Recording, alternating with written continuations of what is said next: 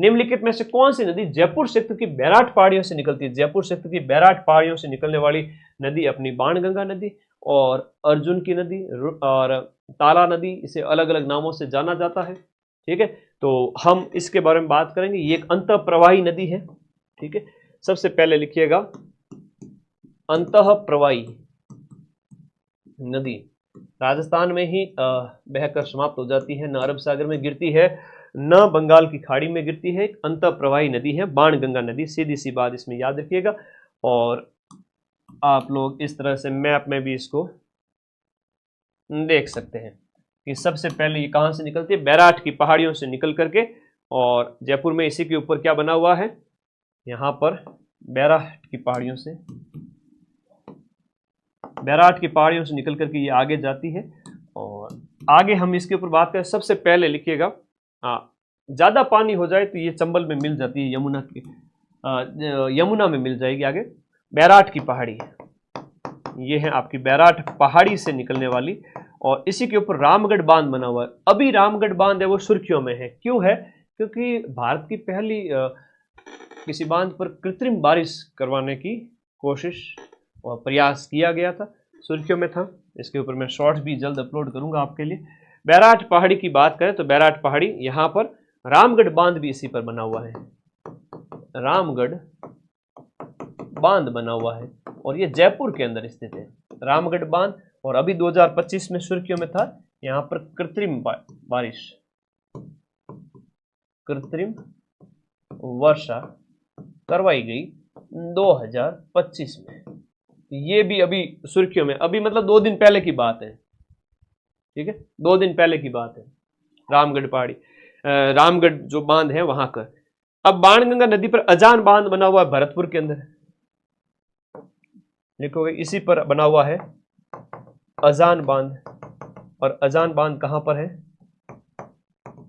भरतपुर के अंदर। और आगे इसमें पानी का बहाव हो जाए तो ये कहां मिल जाती है? यमुना के अंदर मिल जाए, यूपी के अंदर। यूपी में आगे जाने पर यमुना में मिल जाती है। वैसे अंतर प्रवाह वाली नदी है, यमुना में मिलती है। तो हमने अब इसे अर्जुन की गंगा, ताला नदी है, अनेक नामों से जाना जाता है। अर्जुन की गंगा कहते हैं इसे, ताला नदी कहते हैं। मतलब कि अर्जुन ने अपने बाण से इसको पैदा किया, ऐसा कहते हैं। राजस्थान में निम्नलिखित में से कौन सी नदी है वो आपके अंतर्देशीय जल निकासी प्रणाली से संबंधित है? अंतर्देशीय जल निकासी प्रणाली से संबंधित राजस्थान की नदी कौन सी है? अंतर्देशीय जल प्रणाली से संबंधित। तुम लोग फटाफट आंसर भी कर दिया करो, क्लास के अंदर ऐतिहासिक क्लास है इसलिए तो 10-10 लाख बच्चे देखते हैं। शाबी नदी है वो आपकी अंतःप्रवाही, इसे हम कहेंगे अंतःप्रवाही नदी। अंतःप्रवाही नदी जो हम बात करें, अंतःप्रवाही नदी की बात करें तो ये आपकी इसके अंतर्गत हो जाती है। साबी देखो, गग्गर है राजस्थान के अंदर, गग्गर है, कांकनी है। गग्गर हो गया, जो है कांकने है ना, कांकने। कांतली नदी जो शिखर खंडेला से कांतली है।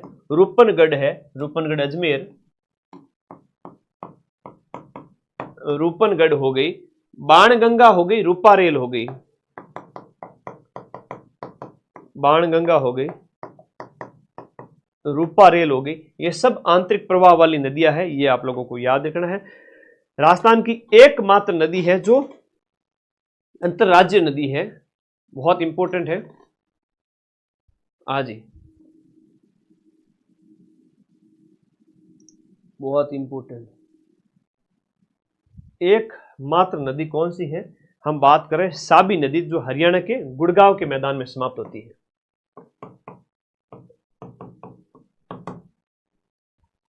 खैर, राजस्थान से निकलने के बाद जो साबी नदी है वो निम्नलिखित में से किस राज्य में प्रवेश करती है? साबी नदी की बात की तो हमने कहा ये हरियाणा के अंदर साबी नदी वो प्रवेश करती है। प्रश्न बहुत प्यारा क्वेश्चन पूछा गया है, लूणी नदी और माही नदी के संबंध में प्रश्न है कि लूणी नदी कच्छ की खाड़ी में गिरती है, लूणी नदी कच्छ की खाड़ी में गिरती है, और माही नदी है वो अरब सागर में गिरने के रास्ते खंबात की खाड़ी है। पहले खंबात की खाड़ी में गिरती है, खंबात की खाड़ी अरब सागर का ही पार्ट है, तो खंभात की खाड़ी में माही नदी, और यहाँ आ जाएगा आपकी लूणी नदी, और ये हो जाएगा आपका माही नदी।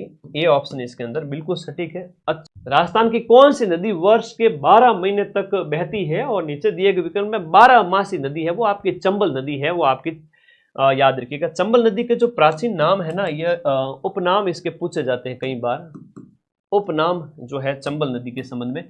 तो पहला लिखिएगा उपनाम इसके चर्मणवती नदी,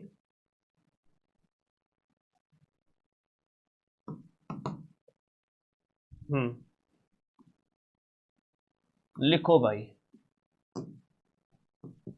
चर्मणवती नदी, इसे कहेंगे हम कामधेनु। और 12 नदी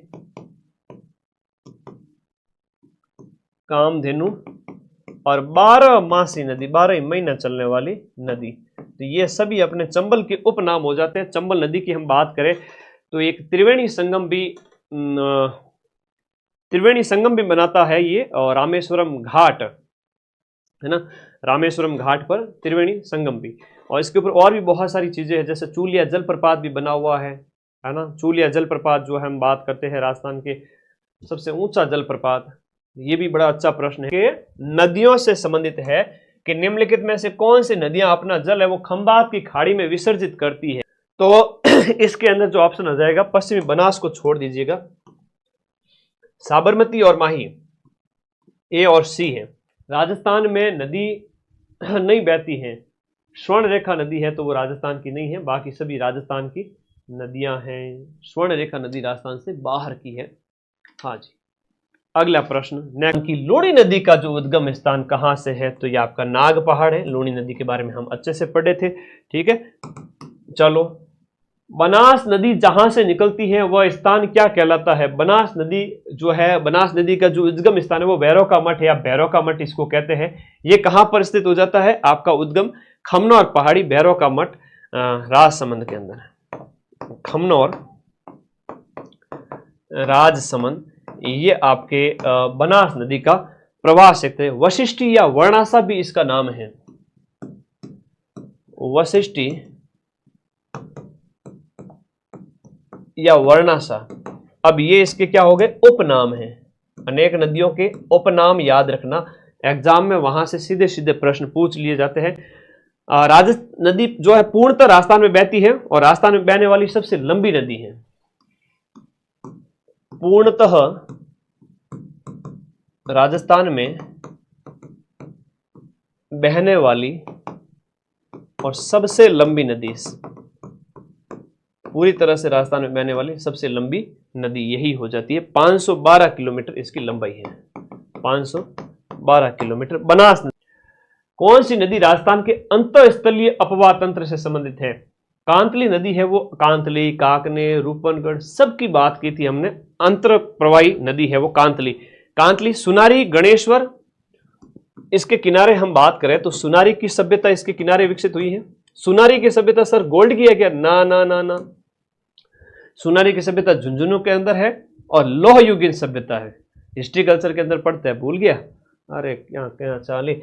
सुनारी और फिर गणेश्वर की सभ्यता, ये सभी इसके किनारे विकसित हुई है, ठीक है। तो कांतली नदी खंडेला हिल जो आपकी सीकर के अंदर है, खंडेला सीकर से इसका उद्गम होता है। खंडेला पहाड़ी, ये खंडेला पहाड़ी आपका सीकर, यहां से कांतली नदी का उद्गम है। अंतःप्रवाही नदी है, राजस्थान में सबसे लंबी अंतःप्रवाही नदी है। कुल लंबाई इसकी 100 किलोमीटर है, ठीक है।